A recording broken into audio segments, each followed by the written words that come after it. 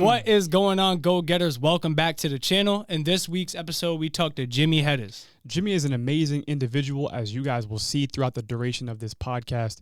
He shares some crazy fight stories and also some of the insights on his personal philosophies on life. And if you guys are new here or are enjoying the content thus far, be sure to like, subscribe, and share with a friend to help us push more insightful and impactful content to go-getters all over the world. Enjoy the pod. Boom! We got Jimy Hettes, Jimy the Kid, Judo Jim in the building. It's great to have you, man. We've been trying to make this happen for a long time now. And tell me the truth, was I getting annoying in your DMs? No. Dude, I was in there all the time. You underestimate how many annoying DMs I get. So you were cool. weren't even on the top 10. Good, man. Yeah, we've been trying to make this happen since the beginning of this podcast, and I think right now is the perfect time. By the way, happy 4th of July. Yes, happy 4th. We're recording this on the 4th, so I am extremely grateful to have you here today, man. I appreciate your presence. Yeah, same here. You know, I've seen the more recent podcasts, and was a big fan myself. So yeah, thank you. Got some free time. So yes, sir.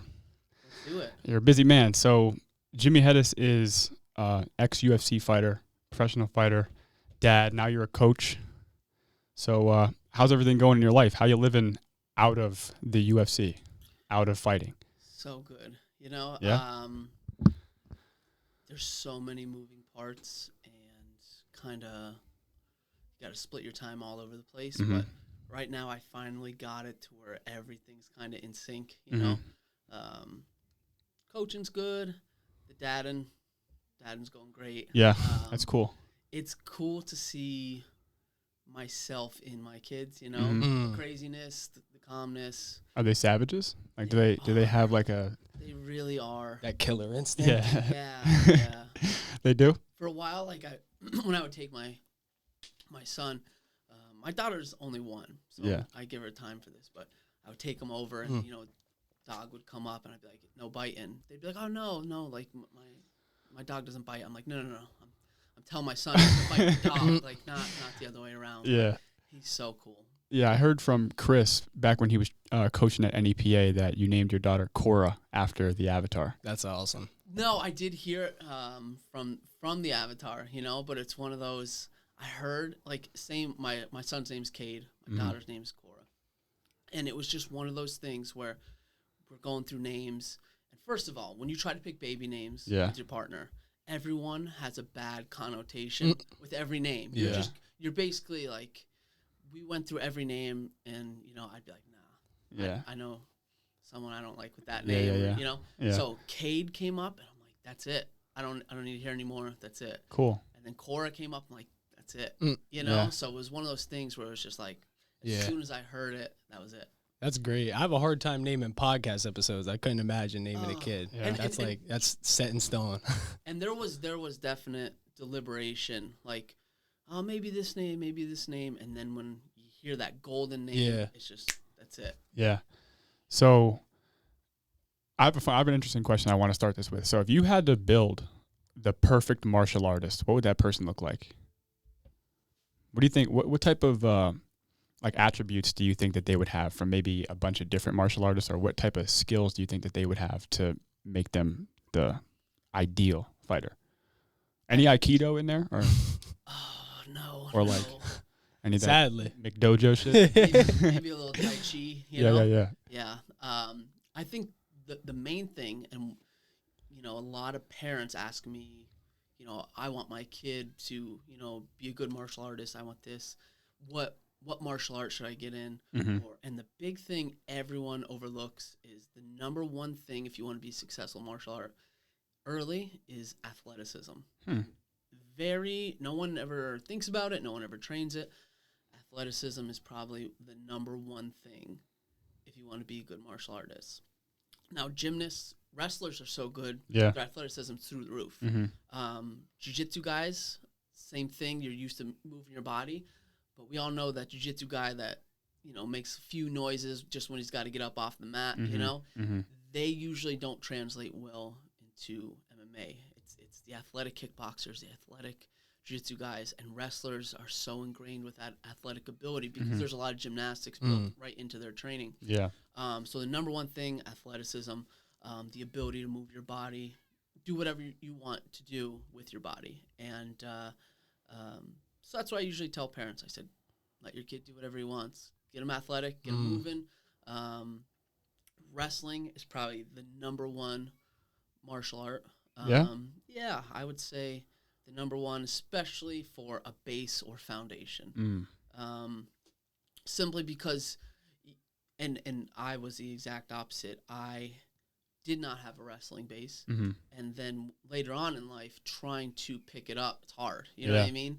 You can't go into colleges. You kind of have to get people that know how to wrestle into your martial art gym and then get wrestling practice. Jiu-jitsu you could always get.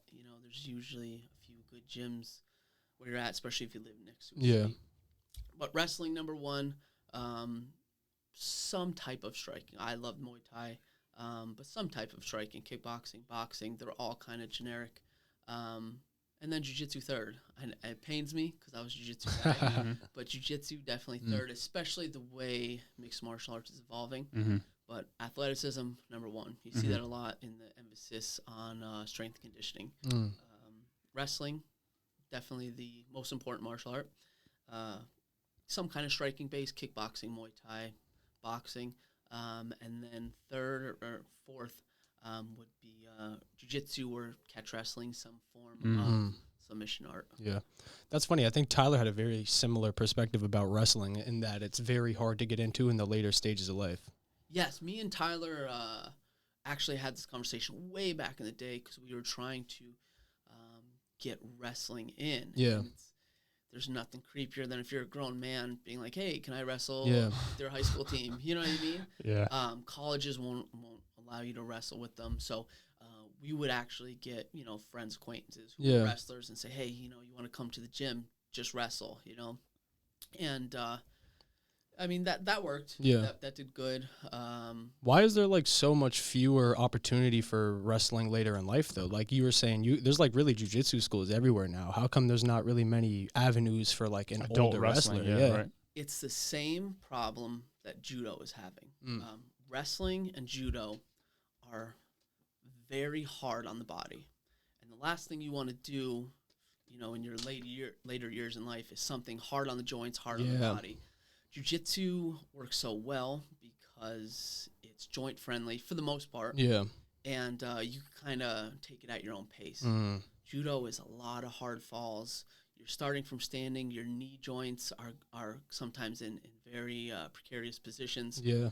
So judo and wrestling, you don't see it a lot. There's not a lot of interest because most older people's body cannot take the damage. Yeah. Besides, obviously, the highest level, in the Yes. UFC, which is where you're typically seeing a lot of these, arts. And most of the people that pay the bills in the gyms are weekend warriors, Joe Schmo, and they might not have done anything athletic since maybe high school. And the reason you know that is because they will tell you about it every opportunity you get. Oh, yeah, we all know those guys. Yeah. So, but who pays the bills? Weekend warriors, and they can't risk getting injured or being too sore where they can't attend work. Yeah. So that's why I think jiu-jitsu has skyrocketed because you can have the more laid-back classes and then you can have the more advanced ball-to-wall classes. Judo, wrestling, very hard on the body, very intense. And most people just can't do that risk-reward. Jiu-jitsu is kind of completely opposite in that regard too. I mean, maybe it's just because I'm a little more inexperienced in jiu-jitsu, but you typically never see younger kids doing jiu-jitsu. It's typically always the older crowd that does jiu-jitsu. Yes. And same thing, kids, jiu-jitsu is a very cerebral martial art. Yeah. And kids, and there's some absolute amazing kids programs, don't get me wrong. But for the most part, the big thing you want to see in a kids jiu-jitsu program, building athleticism. Make it fun, play games, build athleticism. They're not going to know, the basic physics fundamentals to, say, an arm bar. Well, you're going to use your hips as the fulcrum, and you're going to apply counterweight to the wrist. You're going to break the arm, They don't really know that. They're very good at retaining information. Yeah. But adults, are able to process more information and take it there. Kids, the best thing still, get them in wrestling, get them building athleticism. Yeah. I take my little guy. He goes to Northeast Jiu Jitsu. And the little kids class is honestly like Ninja Warrior, Chuck E. Cheese's / Hunger Games. Yeah. Balance beams and stuff like that. That's it. Yeah. And he is could not defend himself from a mugger, I'll tell you that. But he loves going. Yeah. And I love taking him there because it's kind of like a trip down memory lane. Yeah. That's awesome. Like, do you still try as much as you can to like revolve your life around MMA in some form or fashion? Like, do you like that? That's still a part of your life? It is so much smaller than before. I mean, before I was training maybe 3 times a day, 6 days a week, you know. Yeah. And now I do, I do workouts. I'm a big kettlebell guy. Yeah. You know, and then I just train jiu-jitsu once a week now. And I'm so grateful for that once a week training because honestly, it's such a good stress reliever. It allows me to keep a little bit of athleticism. And I am very fearful that my son's going to be able to beat me up at a real early age. So I'm just trying to train. Stay sharp. Stay on top of it. Yeah, I'm training him, but like I show him just a few wrong things. So, if, I'd be able to reverse them or counter them. So how did you get into martial arts? I started with boxing, right? Yes. Yeah. I did boxing when I was young.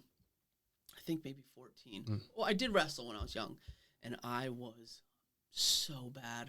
Chris was good, right? Chris was so good, and I was so bad. And Chris was like short, stocky, real athletic. Yeah. I was not any of those, I was like real tall, lanky, and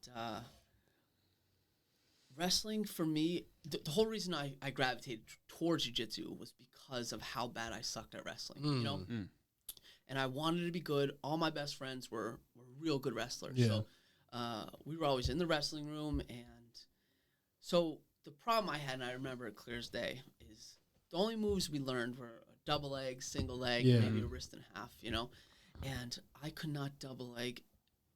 I couldn't double leg someone if they were already falling over, So I remember asking my coach, and I'm just like, I can't get the double leg. He's like, you need to lift more. I'm like, man, that sucks. Yeah.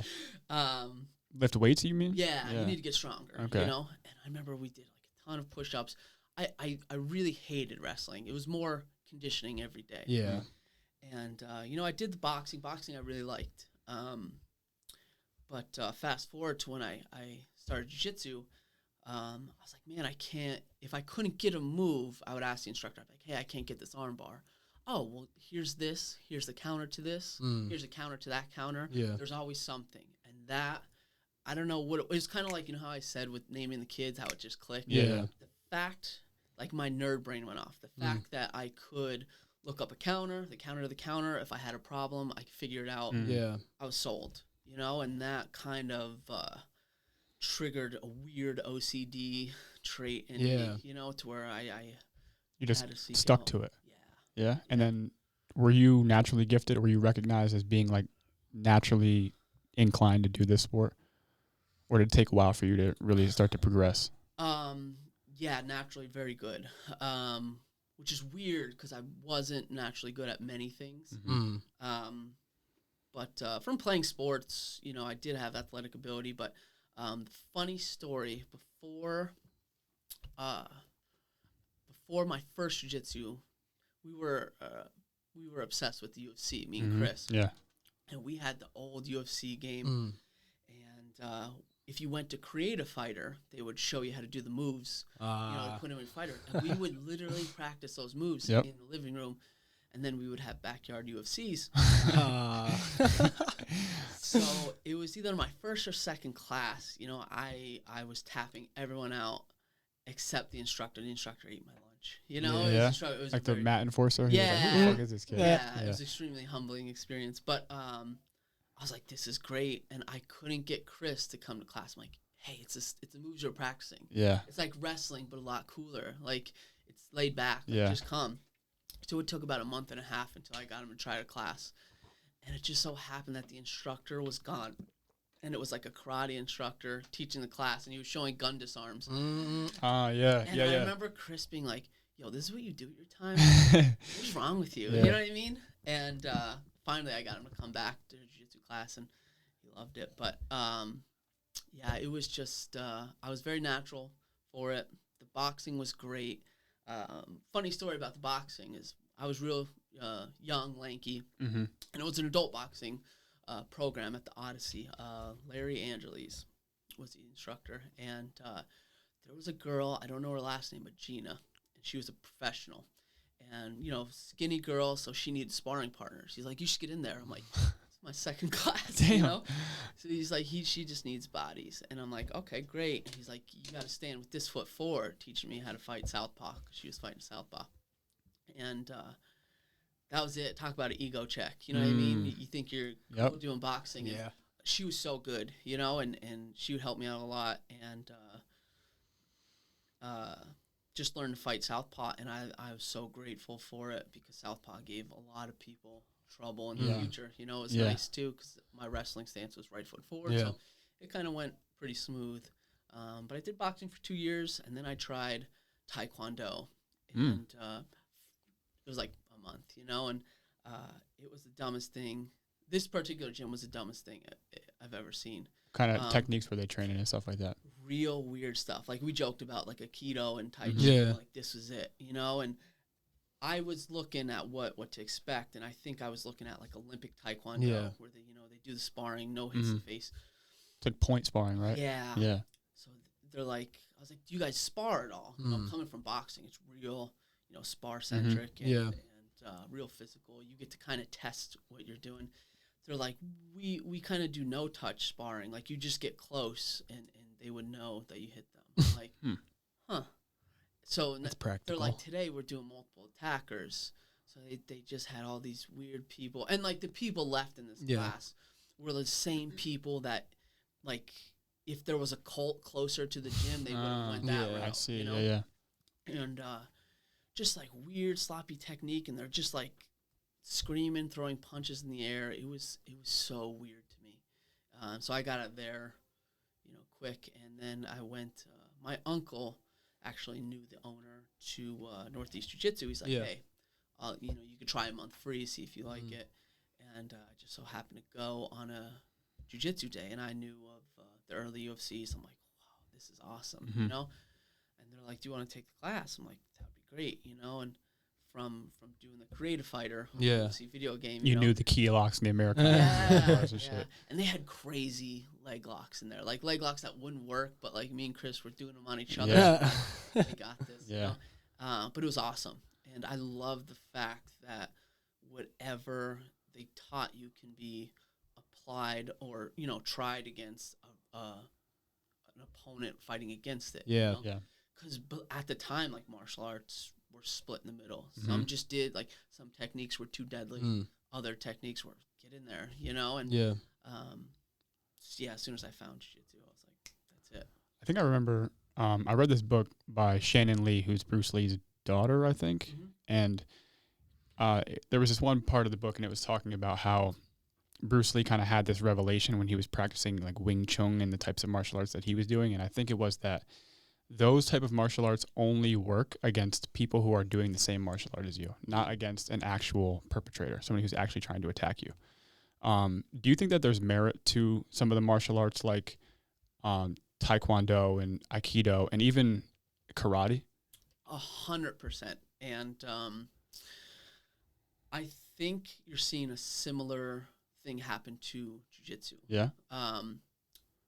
Any martial art there long enough is going to get watered down. It's going to transform or evolve into whatever the consumer wants. It's like becomes more commercialized, right? More commercialized, yes. So I think, first of all, it all depends on the martial art gym. I've been to Taekwondo schools with amazing kickboxers. I've been to Taekwondo schools where it was just a cult who wears pajamas, you know? Yeah, I think Rogan's a Taekwondo guy, right? Yes. Yeah. But like Anthony Pettis, you're seeing Yair Rodriguez do these awesome Taekwondo kicks in there. It's all about how you use it, and it's all about the legitimacy of your school. But I feel like karate started the same way. I feel like karate was just absolute badasses, and then it slowly got watered down. First of all, the big myth is as soon as it came over to America, the colored belts. You know, colored belts didn't weren't a thing. Really? It was you would get your white belt, Mm. you would train until it just became so dirty, it had a dark tinge to it. Wow. And then it came to America, and they did the whole colored belt system. Wow. And it's genius. I mean, if you look at, keeping people in, giving them small rewards, little hits of dopamine. It applies to the psychology of keeping people there and keeping the money, the income steady as well. No, it's also very useful, and you see this a lot in jiu-jitsu. There's people on the mat. This guy's giving you advice. Oh, what belt are you? Oh, you're a white belt. Oh, okay, I'll take your advice with a grain of salt. Yeah. What advice? What belt are you? You're a black belt. Oh, okay. And so it kind of gives legitimacy Yeah. to certain people in real time. Mm-hmm.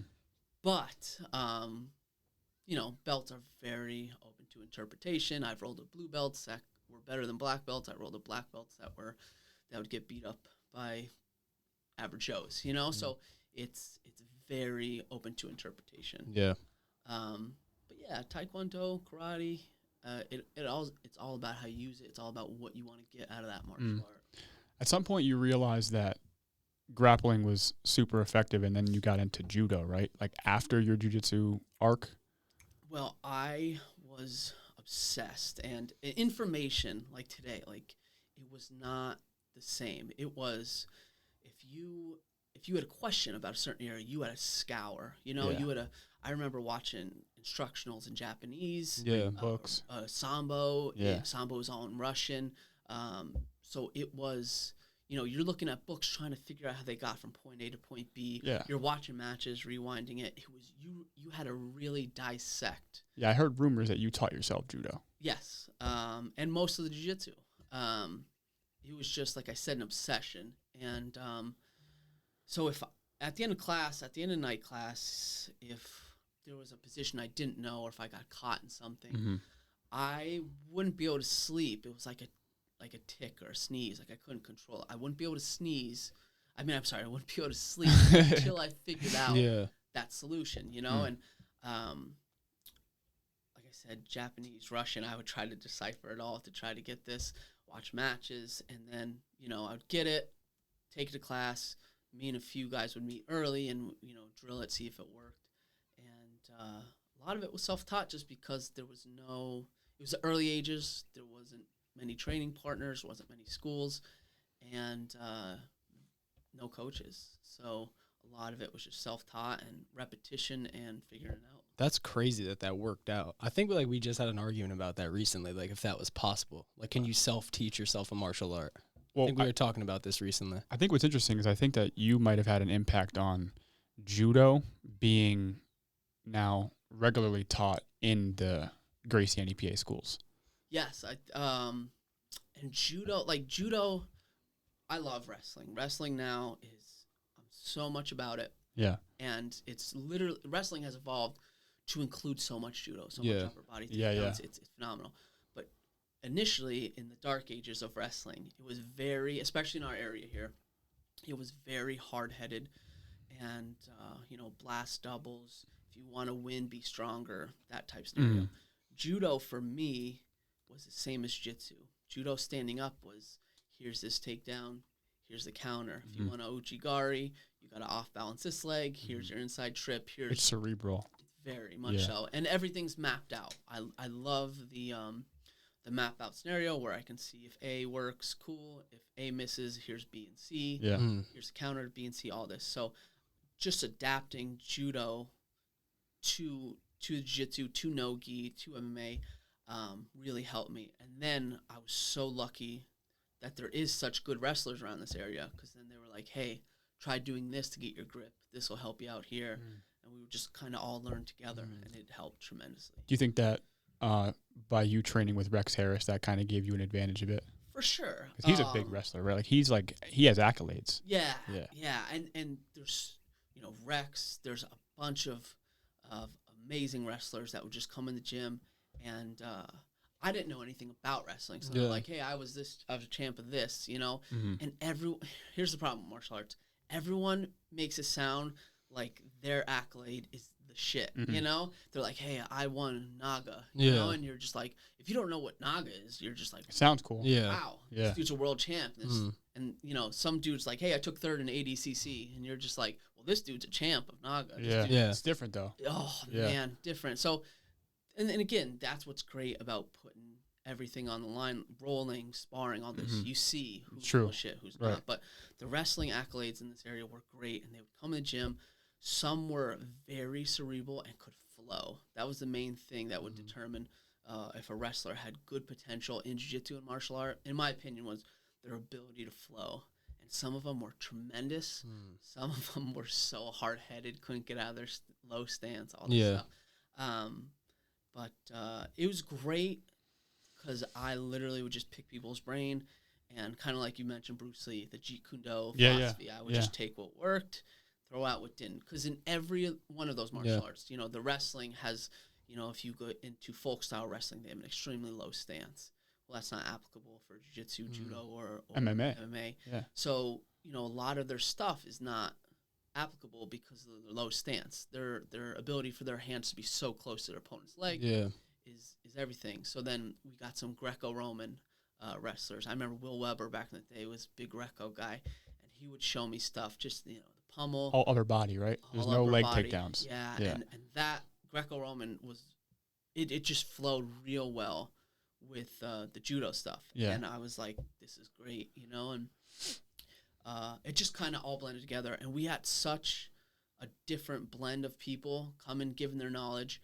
And holy crap, it was awesome just to kind of take in. Yeah. Well, from what I'm seeing a lot of now is within the grappling community, the advice is to find a way to merge all of them, to be a grappler, right? Because jiu-jitsu on its own might be ineffective against a really strong wrestler, and you might have some real trouble with a judo guy.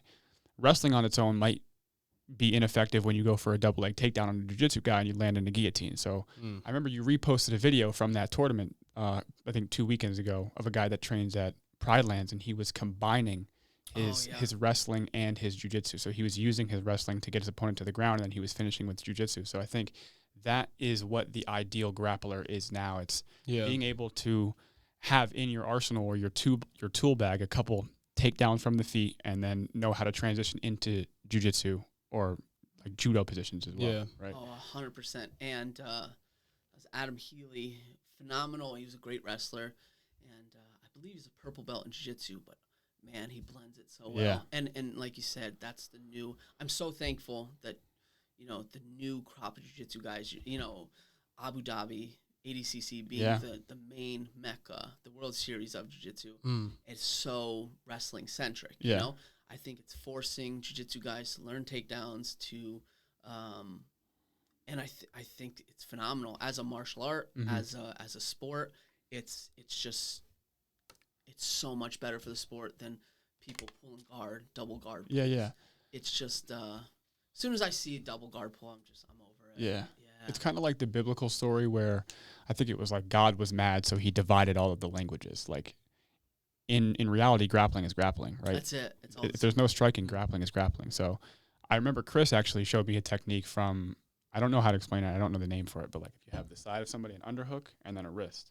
So he would pendulum swing his leg in between the opponent's leg, create an off balance, and then go for an ankle pick, and then take your opponent down that way. And he called it wrestle, judo, jitsu. It was a combination of all of those things, which I think is pretty. That's when I kind of started to think about that more. Like you should have a bit of everything in your arsenal if you're going to be a grappler. Oh, 100%. And honestly, do whatever you know makes you happy. But if you don't, you're dumb. You know, there's just so many great things. Because if you think about it, the martial arts were all split up, and some were, you know, divided their attention into only stand-ups, some divided into newaza or ground techniques only. Some blended it. So if you don't take the best techniques of each of those martial arts, you're just not doing yourself service, you know? Yeah, I remember you and I were rolling one time at NEPA, and you kept doing this thing called a SASE trip. And it's cool because I was talking to a guy at the gym the other day, and he was referring to judo as lazy man's wrestling. And with wrestling, like you were talking about, especially back in the day, it's super energy.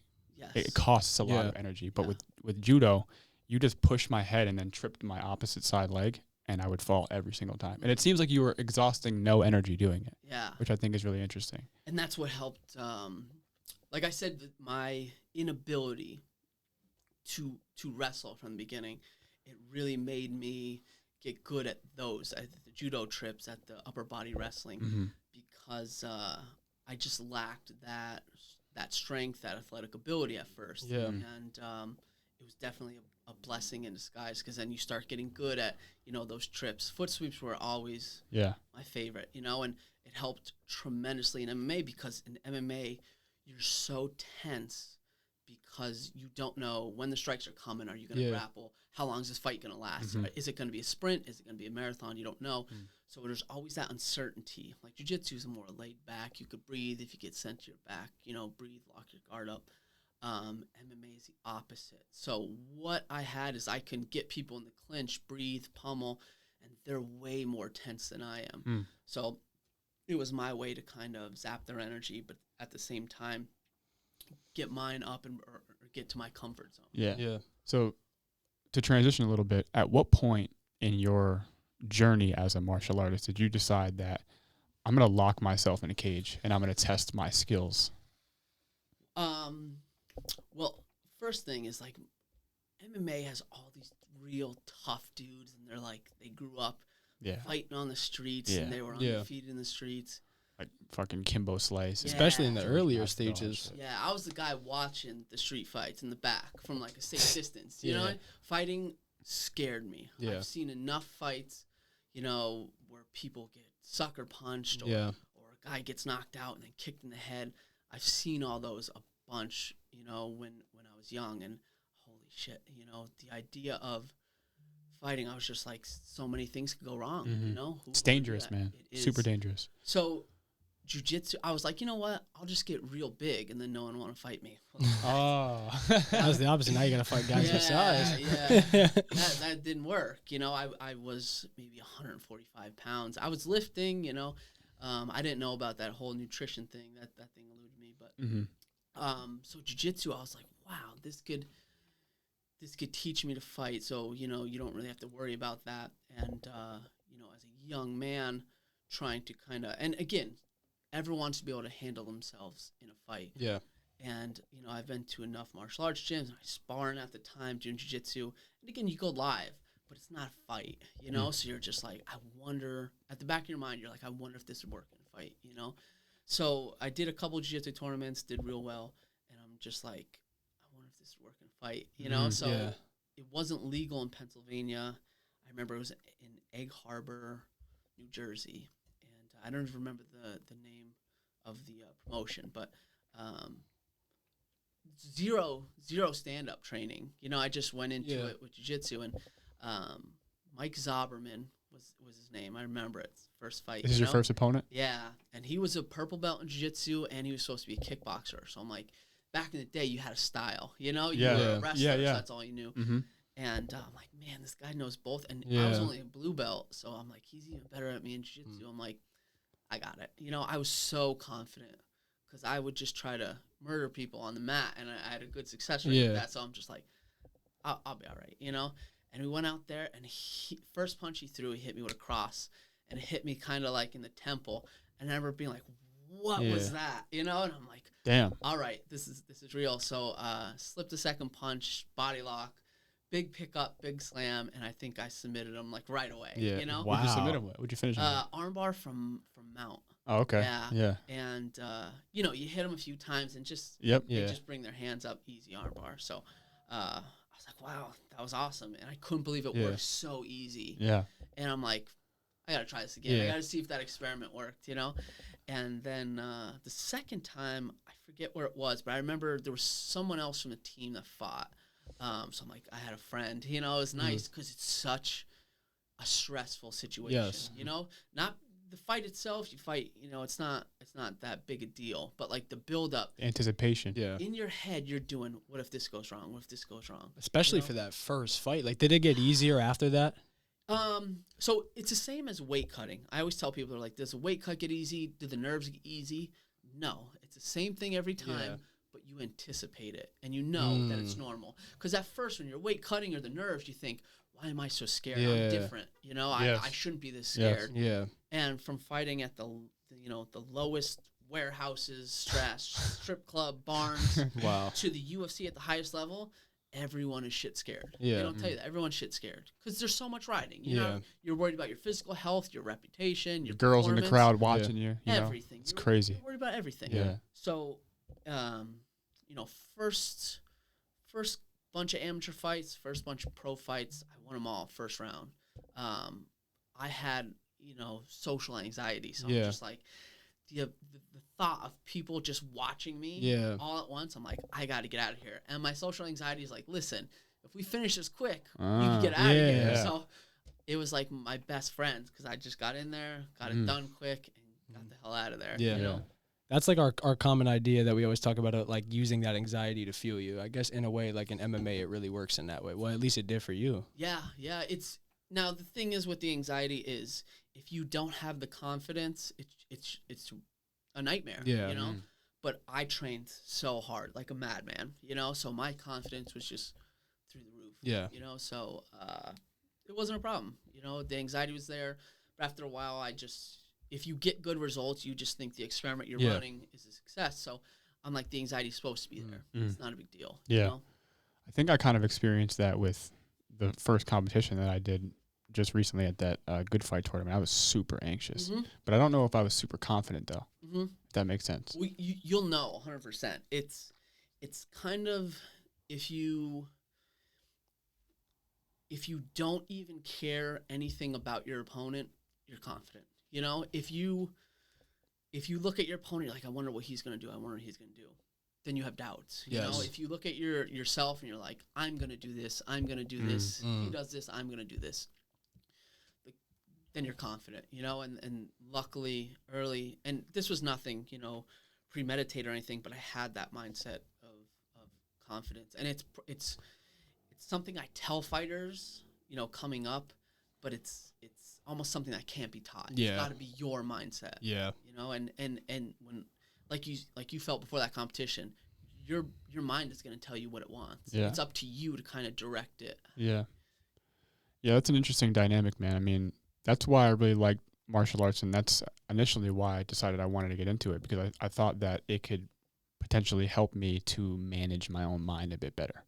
I think everybody's in their own fucking mental head game, and we're all trying to figure our own shit out. Yeah. And I think by putting myself in situations that are scary to me, I think by working that out and becoming better at that, not necessarily it becoming easier, but me becoming better at it would help me to be more effective as a person in my own life, I think. And that's it. I mean, if you could frame that and put it in every high school, and tell young men after high school, this is what you got to do. Yeah. I don't know if they would listen, but that's it.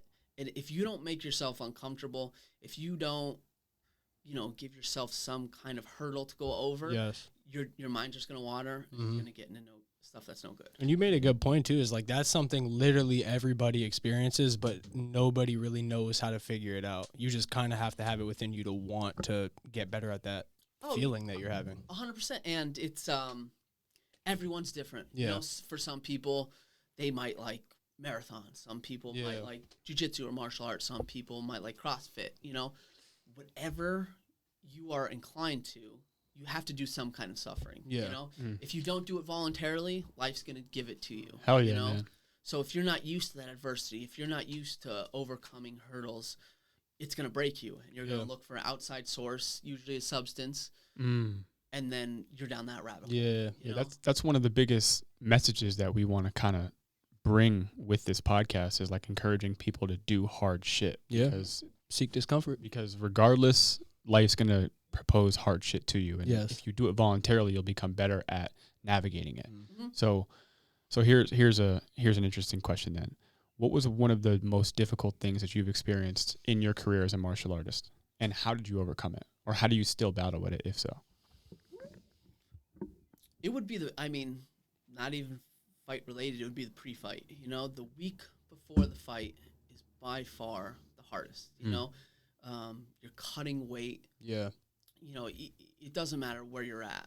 You're cutting weight, and especially at the higher venues. Usually, I fought at the MGM Grand in Vegas. Yeah, that's dope. Wow. And what you do is you see everyone around you having a good time, partying, eating, gluttonous behavior. Sure. And there you are. You're sucked out. You're dehydrated. you're trying to get that weight, and then you're anxious as all hell because you have to get locked in a cage and fight people for what is their entertainment. Mm-hmm. Yes. And you're a gladiator, man, modern day. Yeah.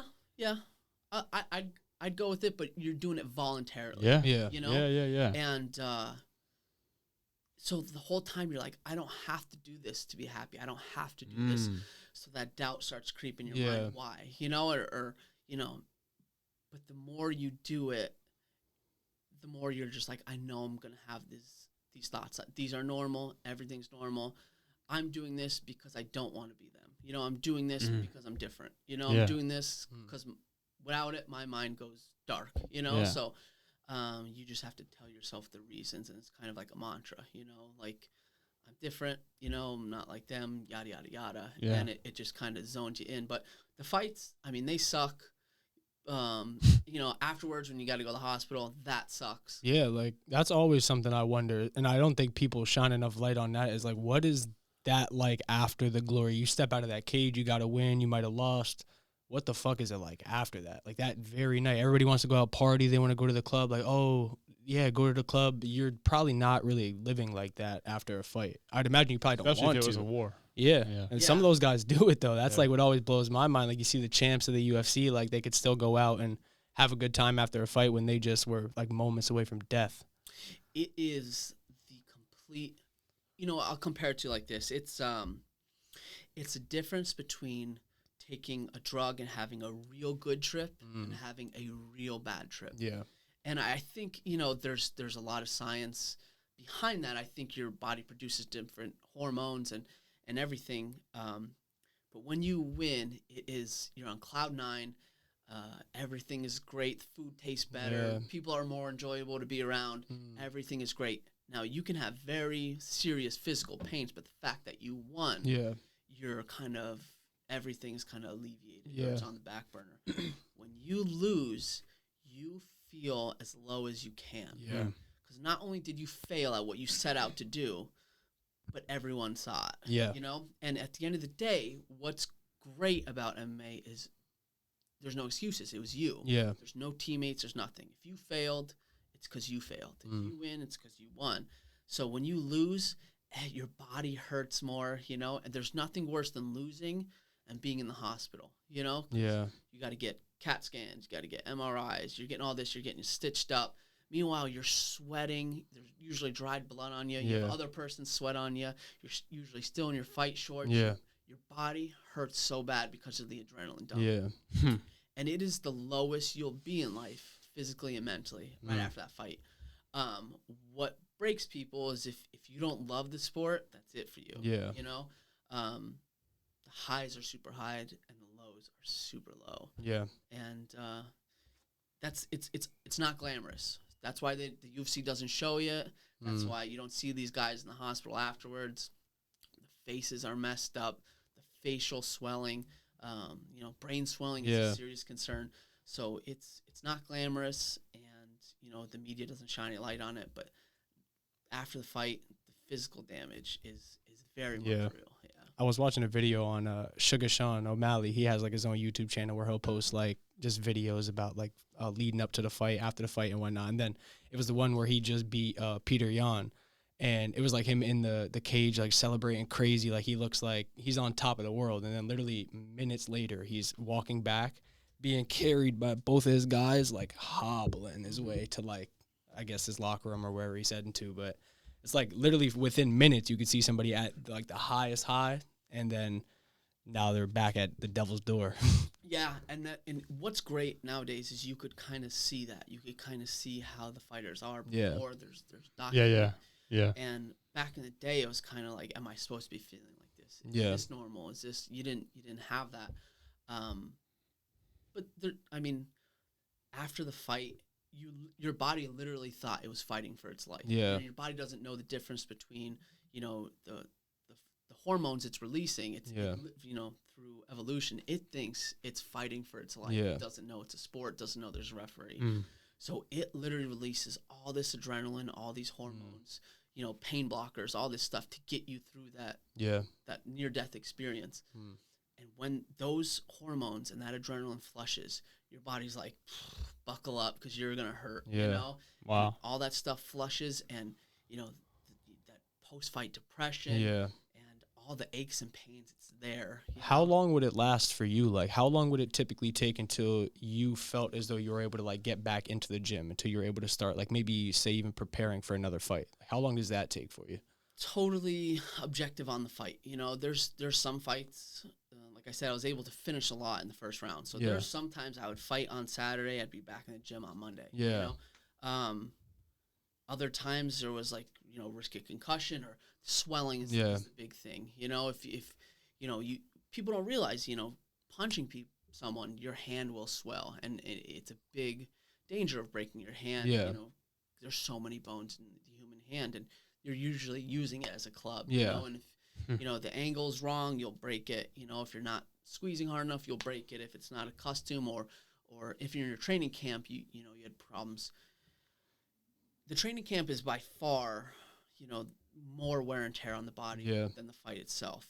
But when you combine a hard training camp and then a fight afterwards, you know, there's been times where it's like a month, 2 months afterward, just to get your body at even to be able to train, you know. And then, like, in those, like, long leaves of absence from fighting, like, does the shit get dark? Like, are you thinking, like, how do you get back into, like, being you again, like, 100%?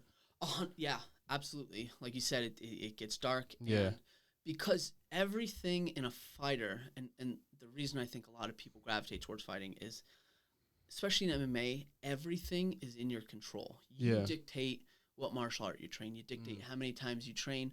There's no one that's going to force you. It's not a team sport. Everything is in your control. When you fight, you can dictate how the fight goes.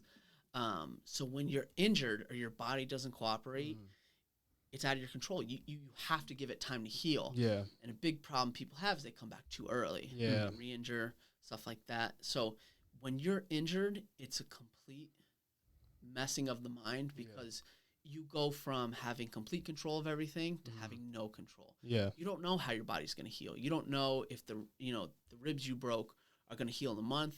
Is it going to take 3 months? Are you going to re-injure it? How's it going to be? Should you be rehabbing it? Should you be doing nothing? It's a lot of what ifs in a particular scenario where you don't know what the exact problem is. And what sucks is MMA already, like, in nature doesn't have a lot of longevity to it. So all, like, the time that you're missing is, like, very crucial. And the big thing you think of every time you're injured, every day you wake up, you think everyone's getting better except me. That's the thing that you think of in any sport, I'm sure. But everyone's getting better except me. Yeah. So that's when you're like, well, maybe I'll just shadow box today, or maybe I'll just do this. And next thing you know, you're back a month early, and your ribs bothering you again, or your knee doesn't feel right, you know, because you didn't give it the time because you were kind of in your own head. Yeah. That's worse. Like, that's the worst feeling when it's completely out of your control, too. Like, when you know that there's so much more you want to be doing and how much further, like, your opponents are getting ahead of you, but there's just literally nothing you could do about it.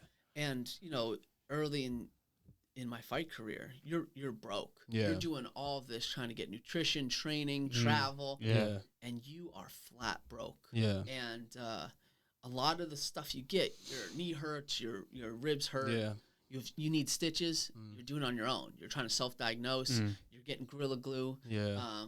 I had a friend that trained with me, Dr. James Junta, and he saved my life. You know what I mean? He would be able to say, oh, this is what's wrong, or, you know, let me look at this.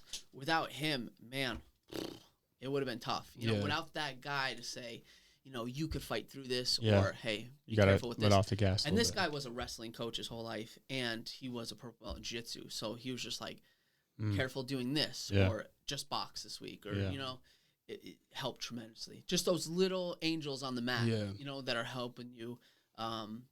At the time, you're like, wow, like, I wouldn't have thought of that, or I was just going to fight through it, you know? That's what I was going to ask you before. I mean, I would imagine there's hardly really any people to relate to in that field, like, of, like, how to deal with, like, some of these problems you might be experiencing physically or mentally. Like, how many people did you have around you that you could really, like, talk about these things with? Close to zero. Especially when I was coming up, it wasn't legal in Pennsylvania. There was a ton of McDojos in this area, a ton, like a crazy amount of, like, weird karate guys, like listing MMA or like just they would spell jiu-jitsu wrong, you know? Yeah. And I'm like, man, it was hard for me to find training partners. Yeah. We had a small group of guys, and I know I'm gonna miss some names, but like Jimmy Jordan, Rex Harris, Richie Gates, Joe Fye, Ricky Virouette, like a few guys. I know I'm missing a few guys. I apologize. But like literally 5-6 guys, ranging from heavyweight to I think I was the lightest, fighting 145. Yeah. But we didn't have the luxury of picking the size of our training partner, something like that. But those 5 guys would come in and we would beat the shit out of each other, train way harder than anyone else, you know? And, but I had more fights at the time. So like they would ask me like, what should I do in this? And the only reason I knew was just from, you know, what experiment worked, what didn't. Yeah.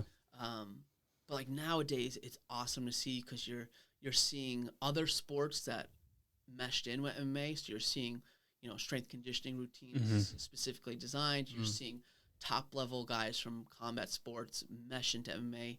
You're seeing, you know, the body rehabilitation. You know, so you're seeing guys, you know, the proper stretching because, you know, back in the day it was iron sharpens iron. Train as hard as you can. If you want to win, be tougher. Yeah. You know, and looking at it now, there's so much more science involved. Yeah. And once the science gets involved, it makes the sport better, no matter what the sport is. Sure. And it's great to see that now. What do you think about how you experience the UFC and how you perceive it now? Do you think there's a lot of differences, or do you think it's similar? Well, first of all, when you fight in the UFC, you're an outside contractor. You know, they hire you.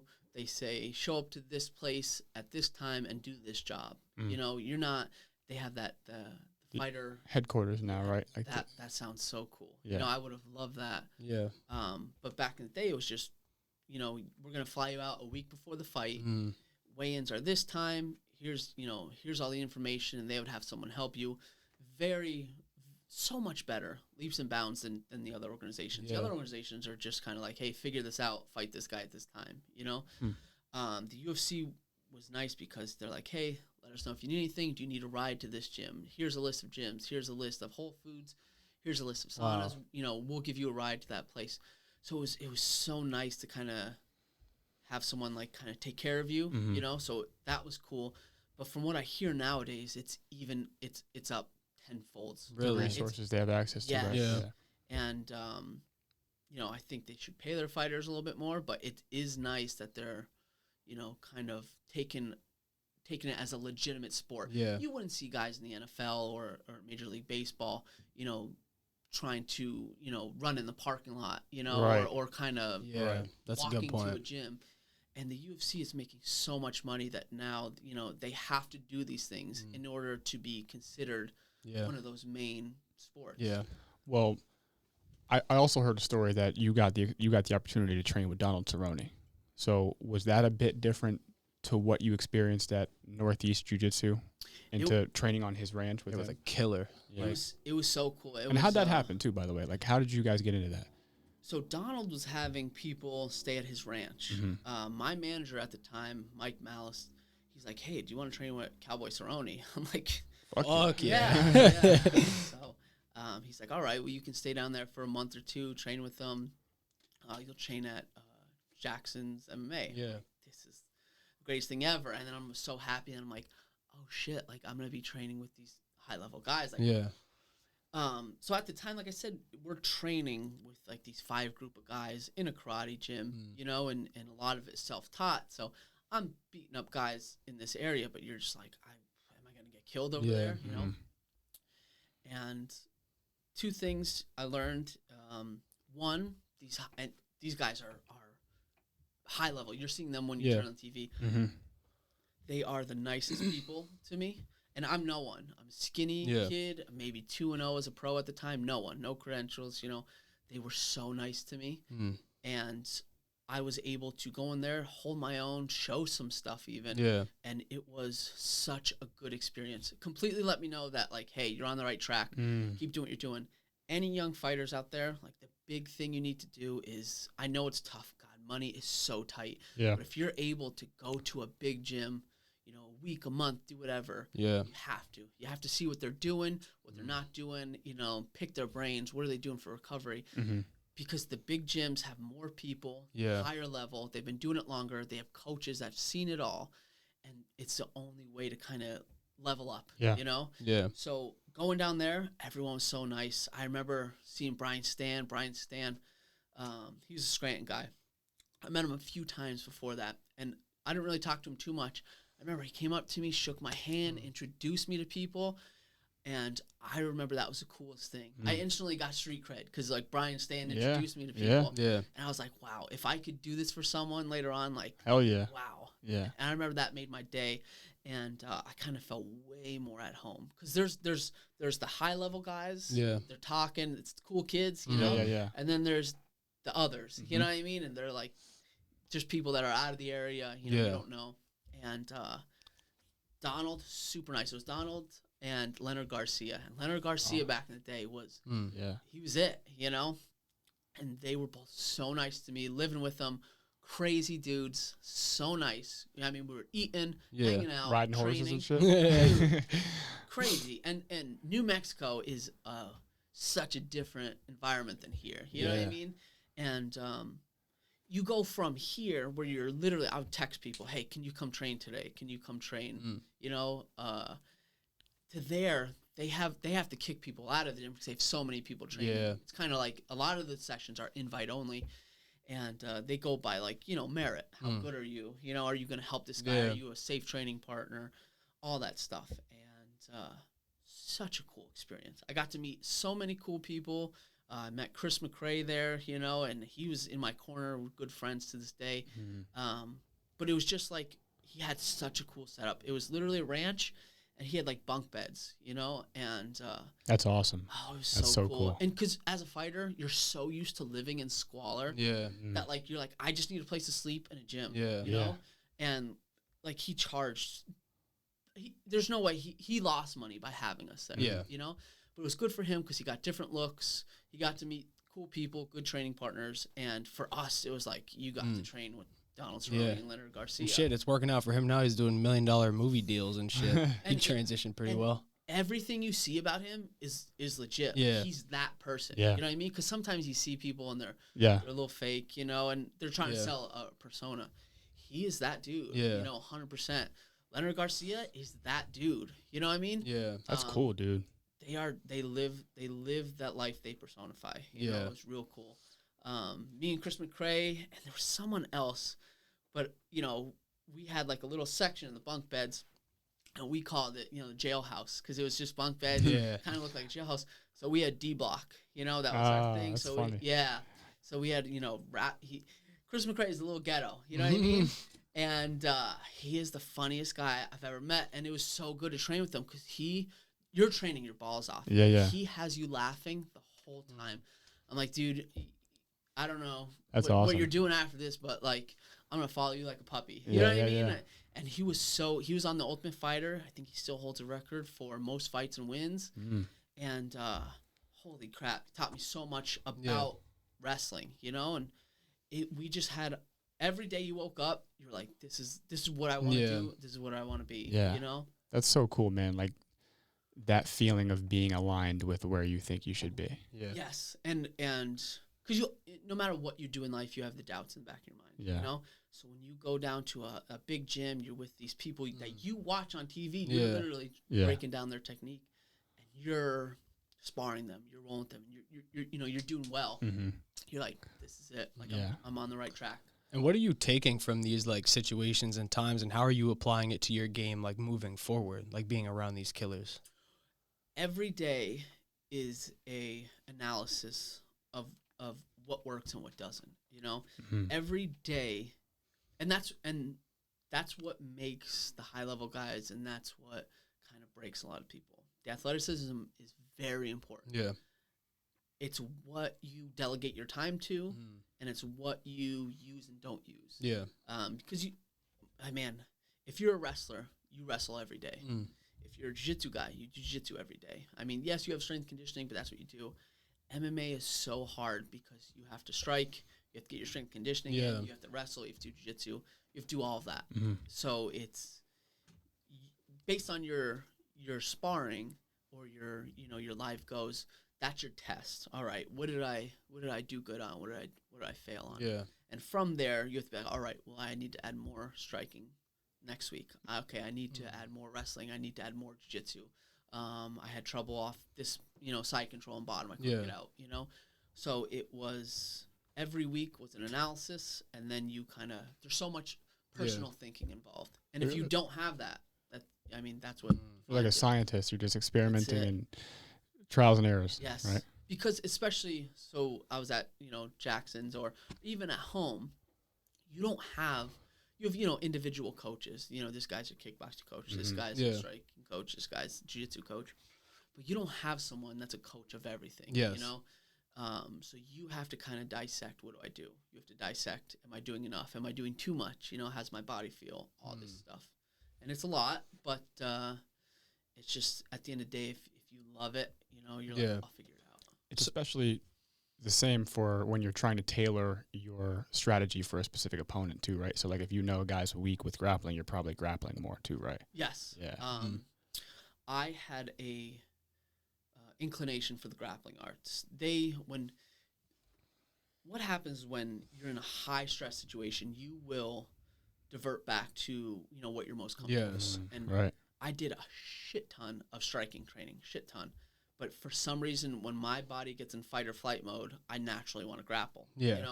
So it's just one of those things where you have to know what you do, you have to know how your body responds, and then create muscle memory around that. Like you have to, like the neural pathways are gonna fire. It's gonna go to the shortest point possible. So you have to be able to kind of groove those neural pathways until your body does what you want it to. Yeah.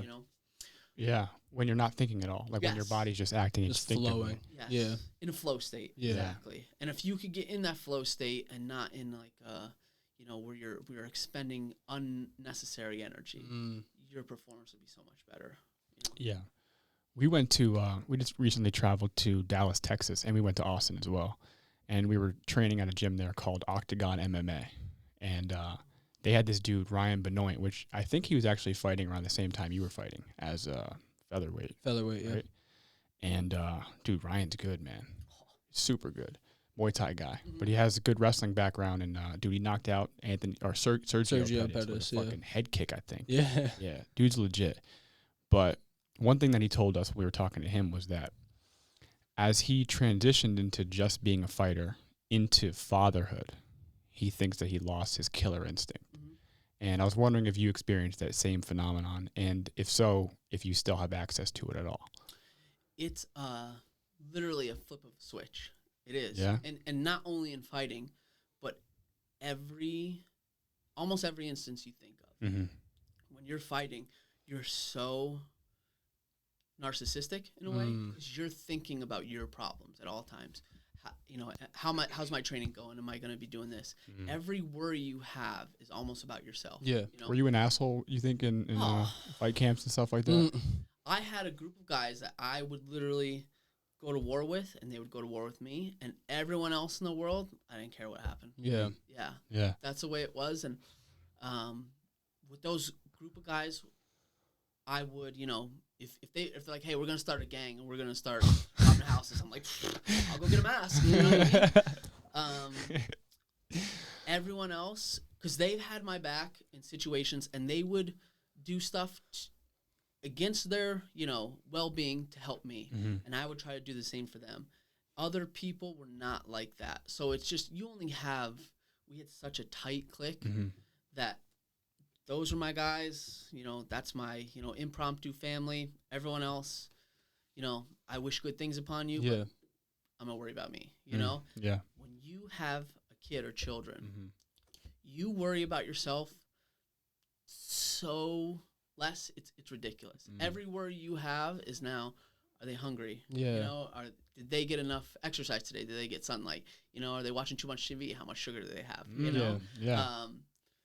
You're now the second person. You're narrating your life. From you being the person in your head and you're worried about yourself all the time, you take such a step back to where once their needs are met, then you worry about yourself.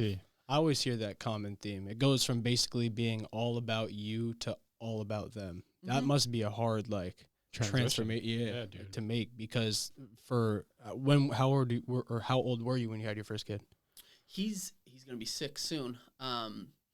Luckily, I was retired from fighting. Yeah, when this happened, you know. But I can't imagine fighting and having them. I can't really, because for me, so much time goes into them. Yeah, everything goes into them. So the way I was training was I was doing a ton of traveling, ton of training sessions, coaching, private lessons, all this stuff. And it's almost like at that time, I would not have had time to be a great father. Yeah. Now, it's like I train once a week now, and everything else is all kids all the time. And it's the best, I think I love it so much because it's such a different transition. And once I always wanted, kids, for sure. So once they came, I was like, this is it. This is my new obsession. It was the same kind of feeling as jiu-jitsu. And it's hard work. It's definitely hard work if you want to raise them right. And besides that, they're so cool. Like I have a son, he's going to be 6, and my daughter's 1.5. Yeah. And so time consuming. But it's literally that's what you want to do. Everything in your body is just like, let's see what they're doing. Yeah. Let's see what they're just up makes to. sense. Yes. And but your whole frame of thinking, it goes from death and destruction to flourishing life. You know what I mean? It's the most night and day, because I used to walk and like most crazy psychos, I'd be like, if I fought that guy right now, like, what would I do? Yeah, we had that. But that's a man thing, I think. I used to think of it tactically. All right, there's a wall behind him. All right, I would take him to that wall. Back grip should be open. If not, he'll stumble. Use a knee him in the face. Yeah. And that's how I used to think all the time. And it used, But now I'm walking down the street. I'm just like, I wonder if there's any playgrounds in this area. Dude, that's crazy. It's legit. I don't think about hurting people anymore. It's just like, is it supposed to rain today? Do you think you still have access to that switch? 100%. Like, do you think in the depth somewhere it's still there? 100%. Because every once in a while, like, if in like a high stress situation, and like if something goes south, it's just I'm back there like it never left, and I'm just like, all right, if this dude's this, if he has a gun, he's gonna reach his hand down, I'll get this grip, do this, and it's there, and that's the great part of training and training regularly and getting everything to muscle memory, because when you need it, it'll be there. You don't have to, kind of be that asshole. If you train hard, it'll be there when you need it. Yeah, so you kind of front-loaded all of those skills in your recent years, but I think, though, that as a man, that's important to have access to, because 100%. Because without it, you're harmless. And I think not only that, but now having a daughter, I think it's even more important, that these women train as well. Yes. Like my son is gonna train, but holy shit, is my daughter gonna train more? Yeah. It's just one of those things. Like she's not gonna be a damsel in distress, So it's just one of those things, and she's so cool now, and she's feisty, and I'm like, keep up. Yes, sir. Like she's in a hitting phase now, So her mom's like, or no hitting. I'm just like, keep your other hand up. Protect your chin, right? Yeah. Darling, tuck your chin. It seems like the fighters always get a daughter. I think that like there's a reason for that. There has to be something. Yeah. Like I remember, there's a few, Johnny Hendricks. I was following him for some other reason. He had 3 daughters. I'm just like, there's something to it. You know what I mean? Yeah. He was such like a manly man, and then he has 3 daughters. He's probably wearing pink all the time. Do you think that? Well, your kids are young, but for your son, maybe. Do you think that he's able to conceptualize his father's recent career and understand like what you used to do for a living? No, huh? not as of right now, not at all. But he knows, like, my dad was a fighter, right? Yeah, like, cause he's seen fights of me on YouTube. Like someone will put up, like, look, there's Dad. He's just like, cool, Dad's wrestling. Want to go play tag? You know? Yeah. Super innocent. Yeah. He doesn't really know the difference between wrestling and fighting. Yeah. Which is cool. I mean, I want him to train, but by no means do I want him to go into the MMA business. Yeah. So is that going to be a problem? Maybe, but I think everyone should know how to fight. I don't think MMA is a good path for anyone, you know? I see. For anybody, really. That's Yeah. interesting. And until it becomes more of a mainstream sport, I think, you know, do what you want, do what you're passionate about, Yeah. but know that whatever you do, you know, so if you're, let's say you go to college, you get a 4-year degree, then you play NFL or you Sure. play MLB. You have so much money, so many connections that Yeah. when you stop doing that, your career path after that, you'll have many opportunities. When you're done with mixed martial arts, usually you have, you know, not a lot of money saved up, Yeah. but it does not transition to anything else in life Yeah, besides that's a good point. besides maybe Coaching. coaching. Yeah. And I honestly think coaching is, coaching is not great. I'm not a fan of coaching. Your brother's really good at it. Chris is a great coach. He is, and he's very calm and he's very patient, and I do not enjoy it as much. I'm kind of I want to go balls to the wall. I want to, okay, here's your problem. Here's 9 steps to solve that. Yeah. Meanwhile, Joe Schmo is like, I just need one, you know? Mm. So coaching it's not my passion for sure. I see. Yeah. Did you have an idea for what you wanted to do transitioning from being a fighter into just regular life? So at first I was like, man, maybe I want to be a cop, you know? Mm. And then they have to deal with so many shitty people every Yeah. day. Yeah. And I'm like, wow, that's awful. You know what I Yeah. mean? And the pay's not great. I'm just like, nah. Maybe a hot sauce brand like Dustin Diamond. maybe? Or like Something. Hettes. Oh, I got this one. We're from NEPA, so maybe like Hettes and Halishki. He yeah. had his own like Halishki brand or something. Okay. I mean, maybe copyright that yeah, before yeah, you yeah. start Nah, running with man. it. I'll Oh my fucking, no, God. dude. It's all yours.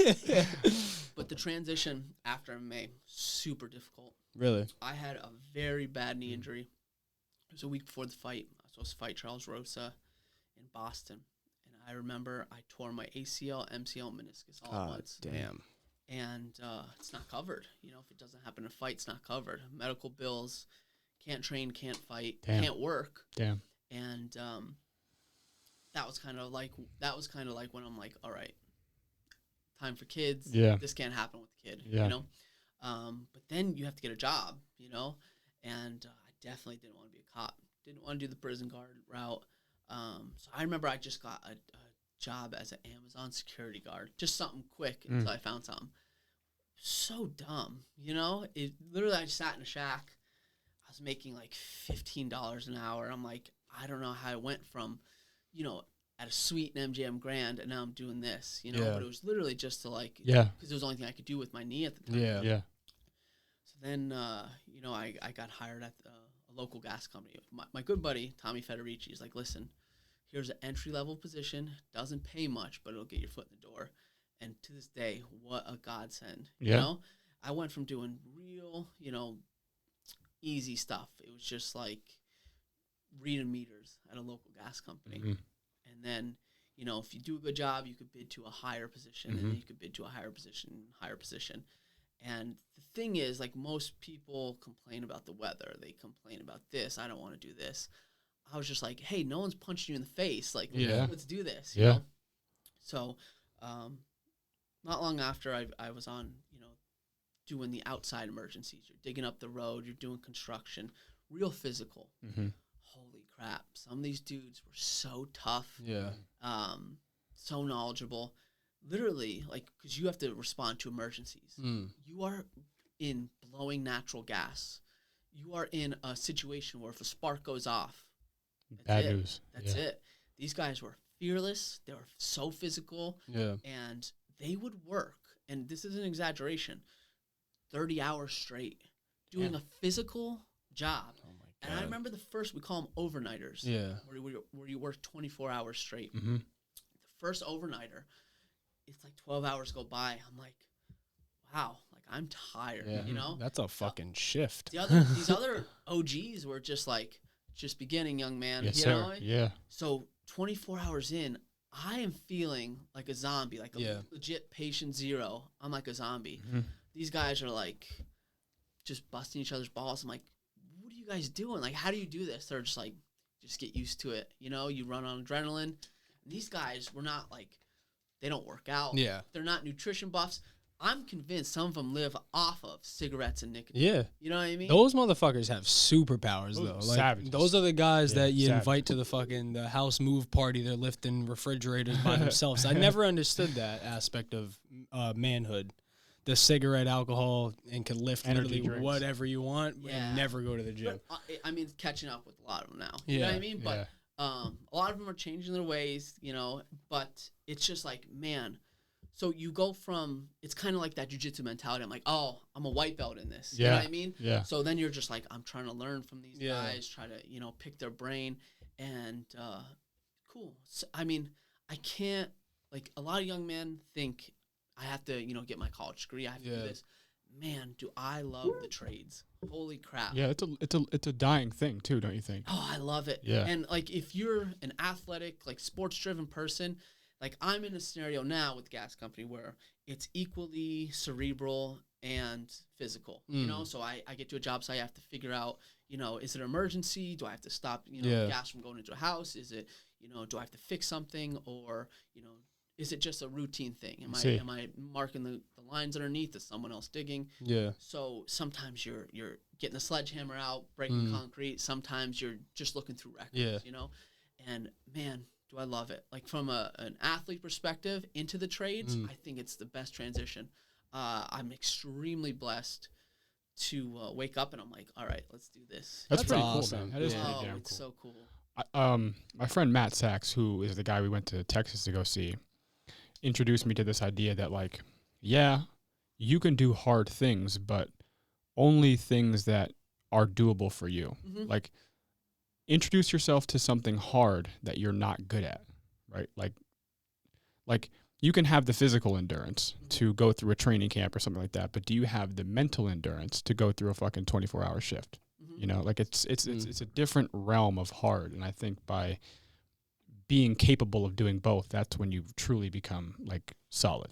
And just the mindset of that martial arts teaches you. Yeah. You know, if your cup is full, if you think you know everything, then you're not going to learn. Yes. The next time that scenario happens, you're going to do the same thing. You're going to suffer the same pains.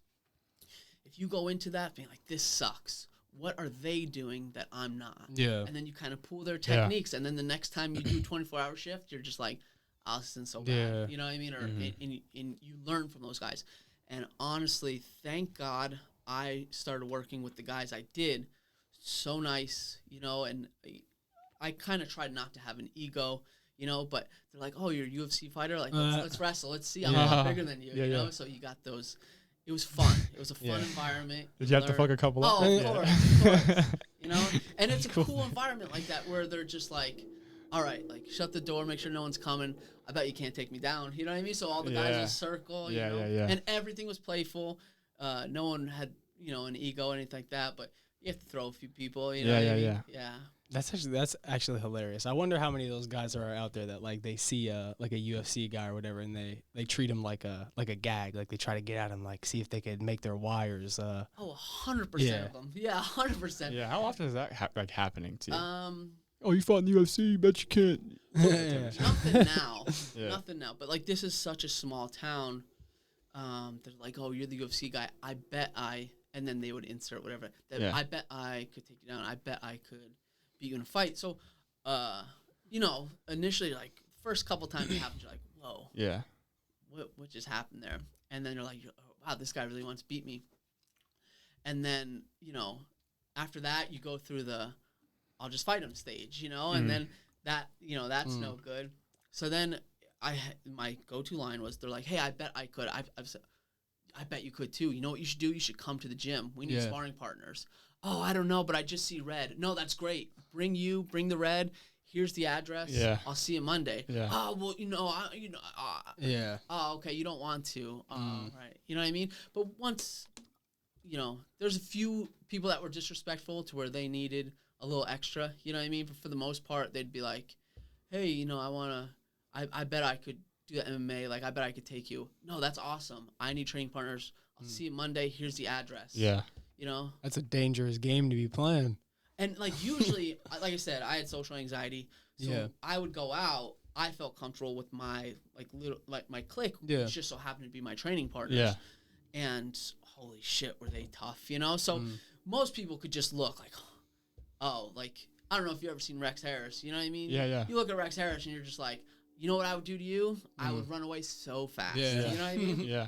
But you know, Jimmy Jordan, Richie, no matter what, I knew, you know, oh, this guy wants to start shit. Like, everyone has my back. And, like, you know, not to sound conceited, but, like, whoever's in the bar, like, whatever. Yeah. It's easy. Have you ever has there ever been a scenario in which, like, you were outside of a ring and you had to, like, give somebody a knuckle sandwich or something? Of course. Now, it's like, I mean, it doesn't happen all the time. I was very good at de-escalating. I legitimately didn't want street fights, but there was a couple times. Like the one, hypothetically, I don't know if he's still out there. So I have 2 hypothetical stories, you know? First one, same thing, just at a bar, real close. And my one pet peeve about going to the bar is I hate when people talk real close to you. Yeah. You know what I mean? Yeah. And this dude was just about to kiss me. Do you know what I mean? He's talking this close. And, like, I'm just like, all right, man, back up. And he, like, smacked my hand away, and he put his hand on my throat. Oh, shit. And it was just, like, not even thinking. So it was just a quick foot sweep, and he fell to a knee. And hypothetically, I kneed him in the face, and that was it. He was out. And it was kind of like my hometown bar, like where we used to go. Yeah. So not only did he start stuff, but then he got knocked out, and then they kicked him Oh, out. no. So, Allegedly. Yeah, allegedly.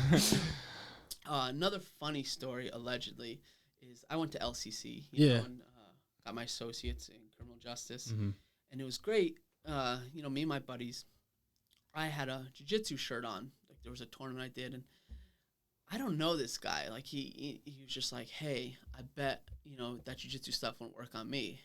So I was just like, cool, man. Like, that's awesome. Cut to him getting fucking choked Yeah. out. It was just like every day he would say something, and like he would kind of bully me a little bit more. And then like I was like, man, this dude's bullying me. I'm like, wait a minute, like I don't have to take this, you know? So I'm just like, all right, bud, like they have a wrestling room here, like let's you can try this out. Yeah. He's like, all right, but like you can't cry if I beat you up. I'm just like, I think I'll be all right, you know? So hypothetically, we were in the wrestling room, locked up, and my buddy was with me. He's like, can I record this? I'm like, yes. Oh, God. We gotta find this video, dude. So, no, I made him delete it. Okay. Yeah, if it exists. Yeah. You know what I mean? Okay. So, Allegedly. Allegedly. So, we're fighting. Hypothetically. Yeah. He's a criminal justice major, so. Yeah. Yeah. That's a good point. Yeah. Yeah. So, me and this guy are fighting, and, like, this was early on, and, like, all I knew was to cover up and close the distance, you know? Well, I covered up, but he threw a hook, and I'll never forget, it hit me in the ear, and it was like the phone was ringing. You know what I mean? I just heard, like, ring, ring, ring, ring, and it was just like, wham, wham. My ear swole up. I looked like a hobbit. You know what I mean? Wow. It was like this. Anyways, I closed the distance, took him down, so I'm in mount. I think I punched him once, and big dude. I remember when I punched him, it was like a downward angle. And I remember I punched him in the head, and I couldn't believe how bad it hurt my hand, you know? And he reached out. So I went for an arm bar, and this thing is clicking and popping. And I'm like... His arm? Yeah.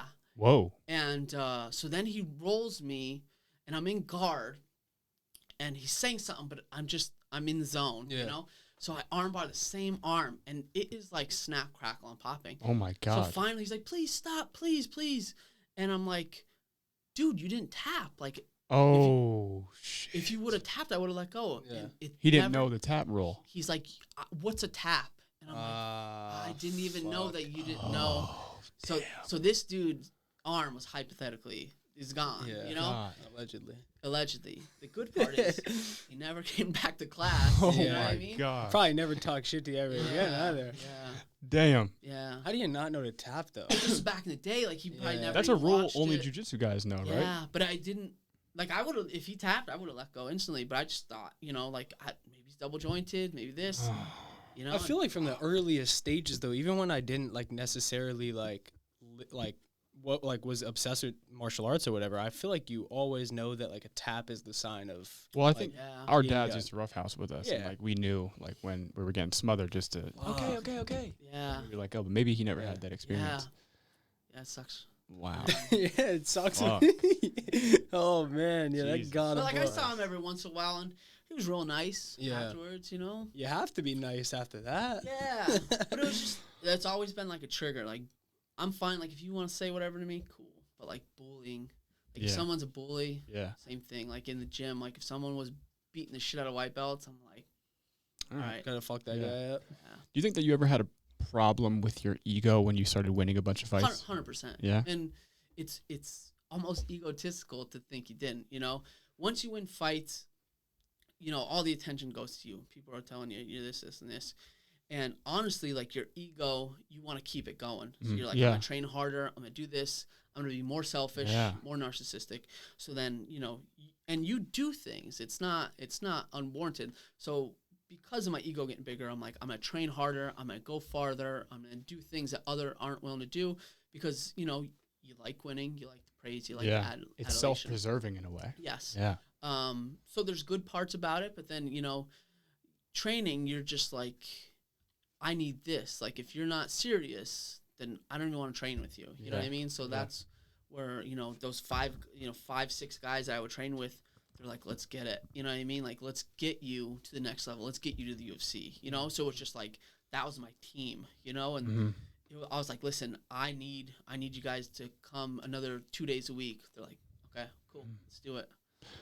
How useful do you think the ego is? And do you think that there's a place for it, or are you more on the side of like the monk mode lifestyle where we should be completely selfless,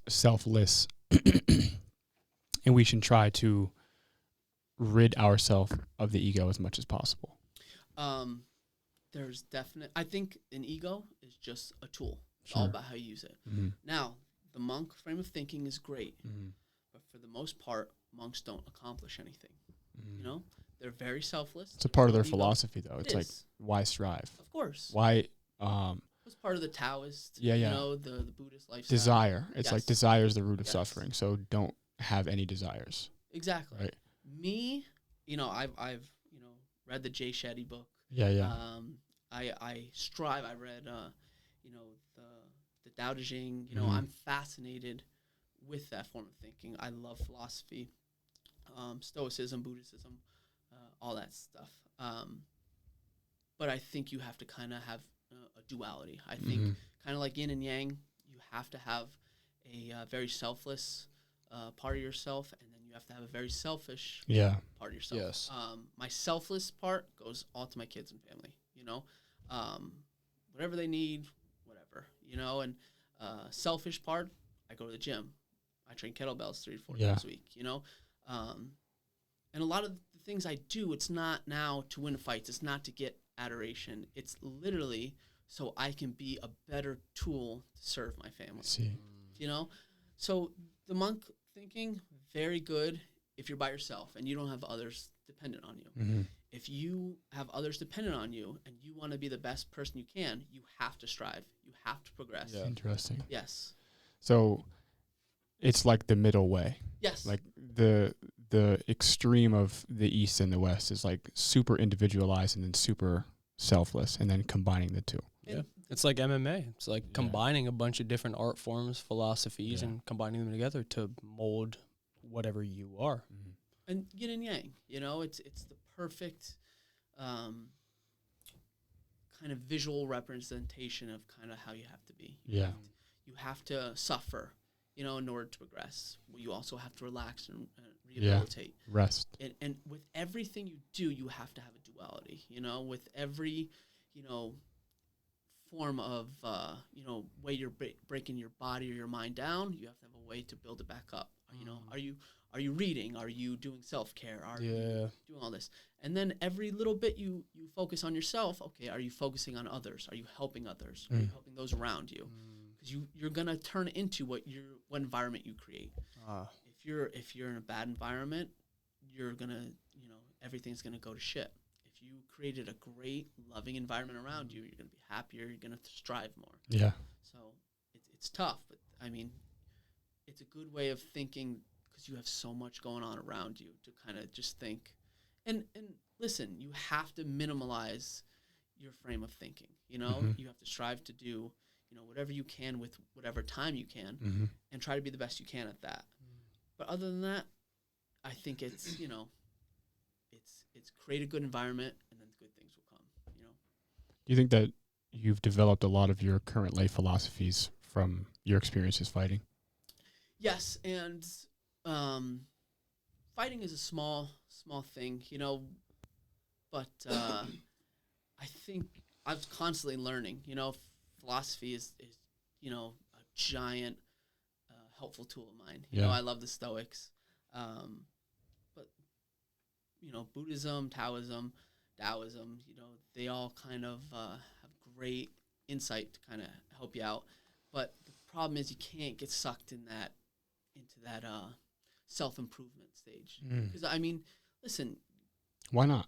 Because you are what you are, and when you try to do too much, or you tell yourself there's a problem, you tell yourself that you're not enough. When you keep trying to improve, then you're never at rest. Yeah. Okay. Yeah. If you tell yourself I'm doing good, I'm gonna strive for this, and that's why goals are so important. Yeah. When you strive for, I want to, make a little bit more money this month. Yeah. But I also need to, if I'm gonna work all this extra hours, I also need to spend a little bit more time with the kids. Yeah. So the goals help tremendously, but the constant self-improvement, I think it tells a lot of people they're not enough. You're not doing enough. Yeah, man, absolutely. And what it does, it kind of it's too much. It's too much of a burden to carry. Yeah. As opposed to have fun. Yeah. Listen, this life is so much fun, and if you can find a way to have fun at work, have fun at your home life, and then if you get any extracurricular activities, it's even better. Yeah. But if you don't kind of excel at those things you do, you're not going to have fun at work. You're not going to have fun at your home life. You know? There has to be a balance. Yes. I had this revelation once. I remember my dad telling me when I was a kid, like, too much of anything is never good. Yeah. And in my head as a young kid, I used to try to go through every single scenario I could possibly think of, like, well, too much money can't be bad. And then I would find a way that too much money actually can be harmful to you. Yeah. And then I would go through these scenarios, but maybe a few years ago, I got into my own journey of like self-development and self-care and stuff like that. But then I think I sort of similar to you in fighting, I kind of went a bit overboard with it. Yeah. And then I had asked myself the question, like, is too much self-improvement bad? And then I was like, well, it can't be, because if you're constantly improving, then you're constantly improving. Yeah. But it's like, if you're constantly thinking there's areas in which you need to be better, you're convincing yourself you're broken. Yeah. And then I started becoming extremely self-critical, and to the point where I couldn't enjoy myself ever because I wasn't what I felt I should be, or I wasn't working hard enough on who I should become. Of course. That makes sense. Oh, no, 100%. Yeah. But I deeply related to what you just said. Yeah. For sure. And I don't have the citation with me, but, some of the most depressed people are the people who own 10 or more self-help books, Wow. Wow. And it's just one of those things where each self-help book or philosophy, say, I love Stoicism, it's great. You mentioned, the monk lifestyle, whether you, are religious, the Christian lifestyle, the Buddhist lifestyle, they're all different. They all want you to kind of focus your time and energy on something different. I think it's kind of like the martial arts. I think you should kind of pick what's good for you and use it to your life, because everyone's life is so different. Some people might work 60, 70 hours a week. All right, well, their life, their goal for self-improvement is not going to be the same for someone that works 20 hours a week. Someone with 3 kids is not going to have the same form of self-improvement as someone with no kids. It's different, and honestly, it's just small, minimalistic things you do. And honestly, we all know. Here's the kicker. We all know how to be happy. We all know too much time on our phones, exercise, don't overwork, get a job you enjoy, and be surrounded by loving friends and family. Yeah. We all know that. Very easy. To work out, I don't care if you just do burpees and push-ups. Do that 3 times a week. Yeah. Oh, yeah. You'll be fine. Yeah. You don't need some master plan. The problem is we fixate on exercise. Am I doing a split body part? Am I working out enough? Am I doing this? Yeah. And we obsess. So then when we obsess about that one, the other areas are lacking, Yeah. So it's just one of those things where at a certain point you have to kind of just enjoy what you do and just kind of spread your time the best you can. Yeah. You know, and it's tough. By no means do I have it licked. You know, That's what I mean? such a hard balance. Yeah. We were just having There this is. conversation on that walk the other day. But I think that you're making a good point in that you create a good system for you and what your scenario is. Yeah. Right. Like, you know what your routine is when it comes to exercise, and you're not overdoing, like, trying to innovate it or improve it. You found what works for you, and you just work on doing it consistently. Yes. Right. And the same with all other areas in your life that lead to a happy lifestyle, like your eating. Like, I know what food works for me, and I know what I like and what's healthy for me, and I know how much I could go off of that path, but I just stick to that and I don't overdo it. Yeah. Right. And same thing with everything else. Yeah. Yeah. And it's Systemize it. the best. I mean, the best thing you can do is like get a minimalistic approach. You know, get the main bullet points and kind of build around that. You know, Yeah, I guess the simpler you make life, the better chance you have of it. because you have so much going on, right? Yeah. Yeah. If your life is so complicated and you know you're doing this and like that's why I like the kettlebells. You know? I literally do that Pavel Tsatsouline. I do, you know, I have a 65-pound kettlebell. Yeah. I'll do swings, dips, pull-ups.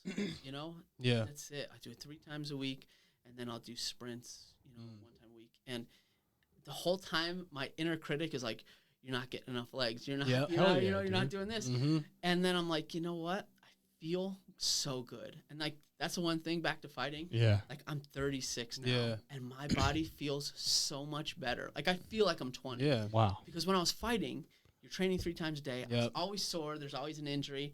People are like, "How you doing?" I'm like, "I feel so good." Yeah. you know? You're always broken in those stages in some Yes. way, like even if it's very minor. Yeah, and I'm lucky enough to have a semi-physical job, so like I'm always moving with that.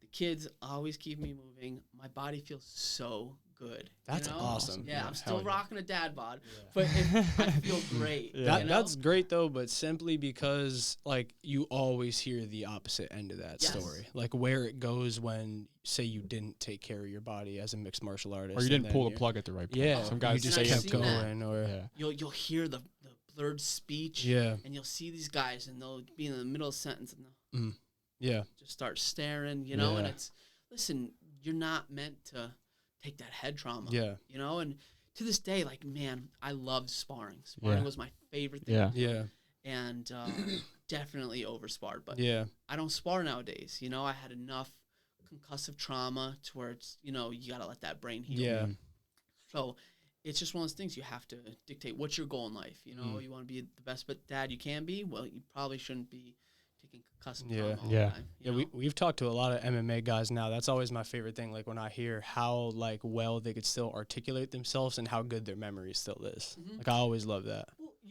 and also the average Joe, you know, so 2 things. The exercise does great for physical and mental Yeah. health, you know, but also, you know, I read, I study, I do all this stuff just to keep everything sharp, Yeah, you know, maintain. because, yeah, it's that duality, you know, you worked out your body, are you doing anything for your mind, Mhm. you know, and go down weird philosophy rabbit holes, I'm Yeah. sure, you know. Yeah. That's the best. Yeah, you know, until you're eventually like, I've heard enough. It gets to be a little excessive at some Of point course. if you do.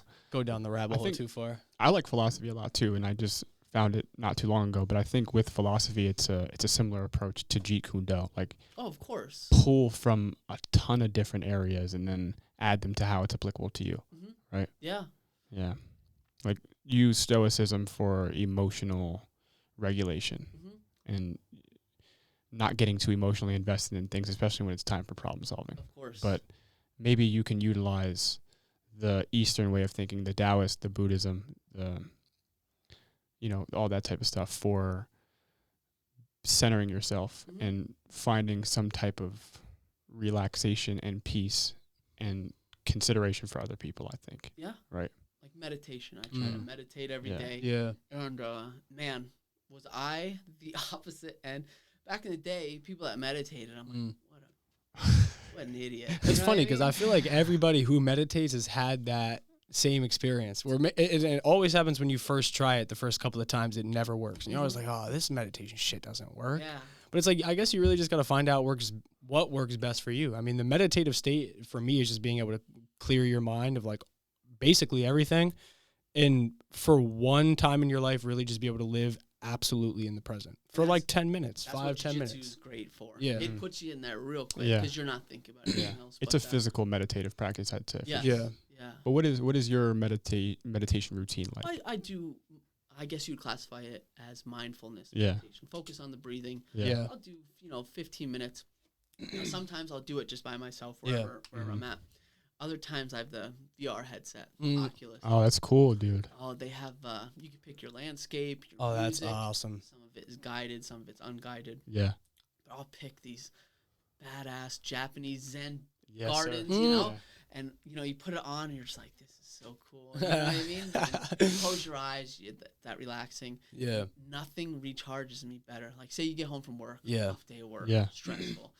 You do a 15-minute, 10-minute VR meditation. Oh, I'm ready to conquer the world after that. That's awesome, man. I use I got an app called Headspace. Yeah, Headspace is great. Headspace is good. And I honestly, I think it helps me a lot. Yeah. I think it really helped me to create a different relationship to my own thoughts 100%. and actually become a better friend to myself. Yeah. You know? Now imagine 2 little kids. You get home.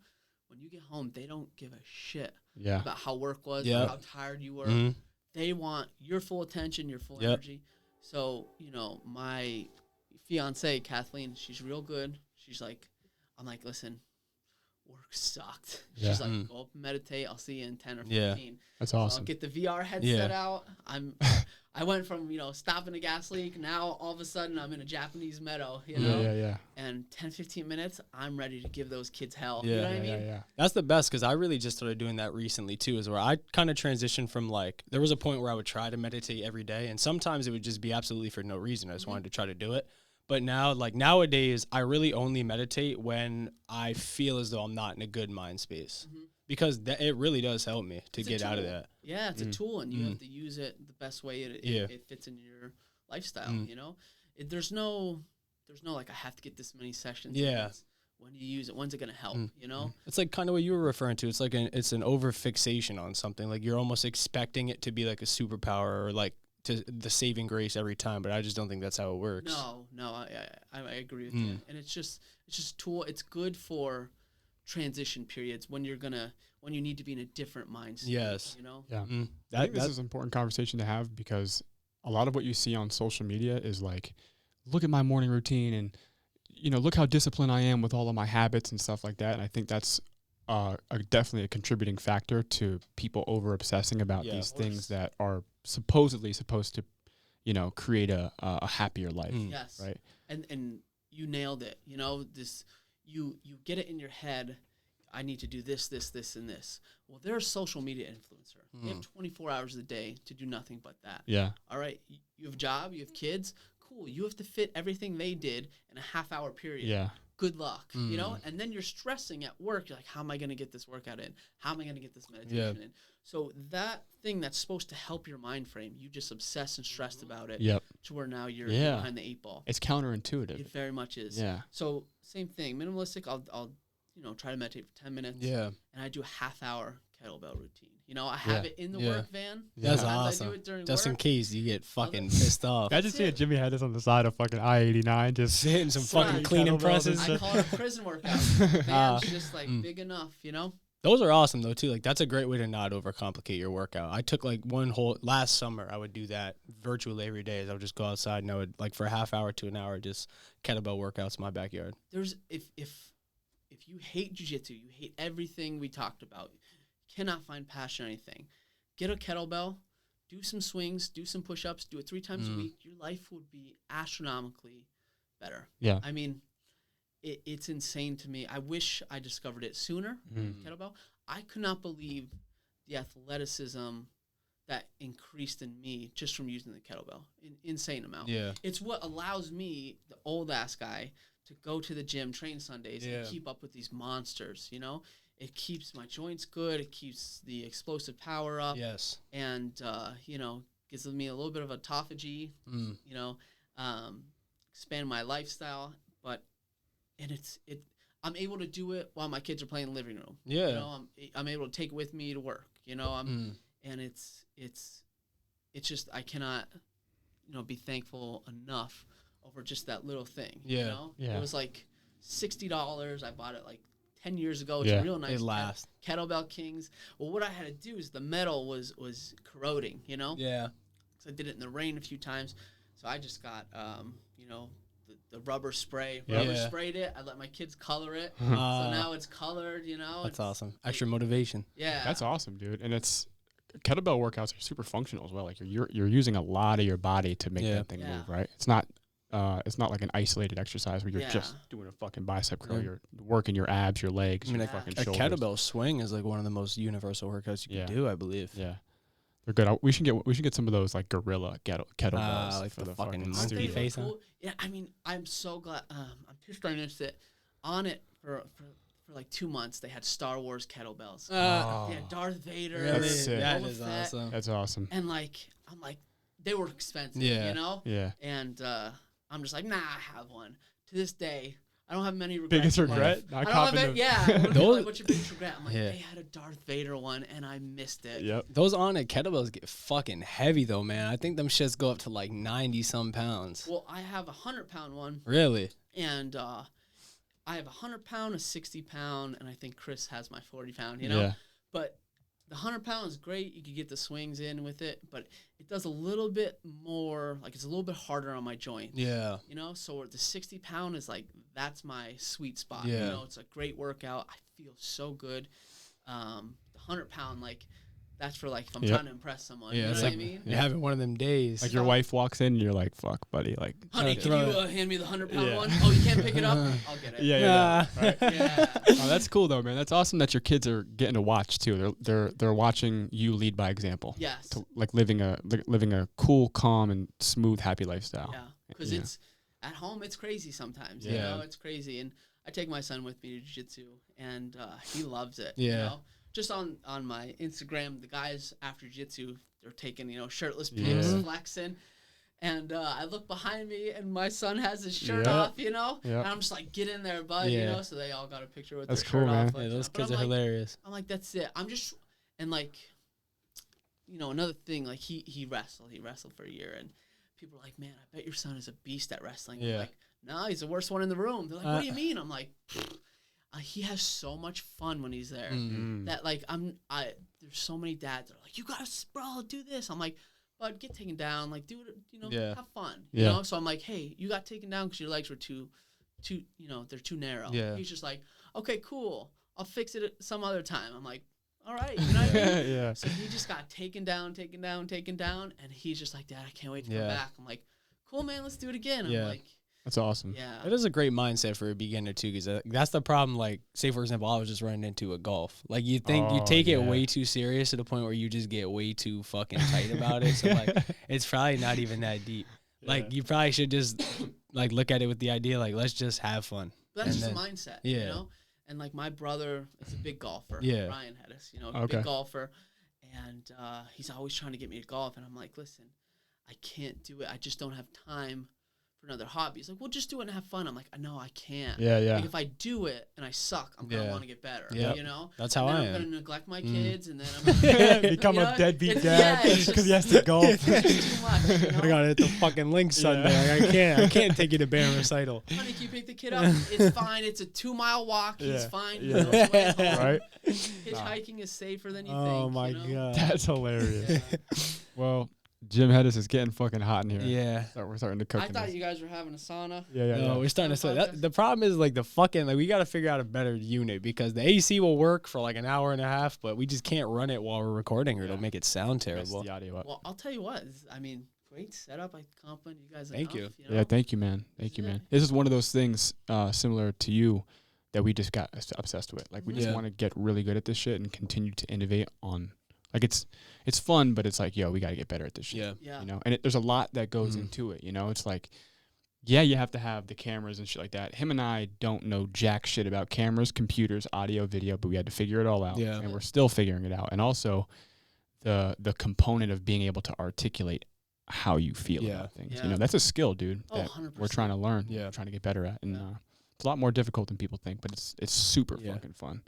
Adventure like this, though, there's just so much positivity in it. Like, you get to level up in so many different aspects that you never imagine. I mean, like, there's a lot of hard shit that goes into it. There's a lot of problems that go into it. But, like, virtually, like he and I talk about all the time, once you solve these things, most of the time, they just lead to something way more positive. Yeah. So every thing that you think is a negative will just become a positive because we solve it every time. And just the act of solving those problems, you level up. Yeah. You know? Yeah. It's rewarding. It's like that dopamine chase. Like, that's it. You know, that's what it is. So we get to sanction our own like change every day. We get to problem solve every day. We get to be creative every day. Like, I think that's honestly in my life right now, it's as good as it'll get right now. I wouldn't want anything else. And very articulate. You guys did a great job. Thank you, man. Thank you. I appreciate you for being a great guest. It felt like a fucking awesome conversation. So it was easy. Yeah, I can't believe it went so quick. Great it happened too. We've been talking about this one for a while. I think some of the earliest stages. We were just saying before you got here, we did a pod with James Delaney. That was like episode 10. And I think all the way back then is when we were initially trying to get you on at first.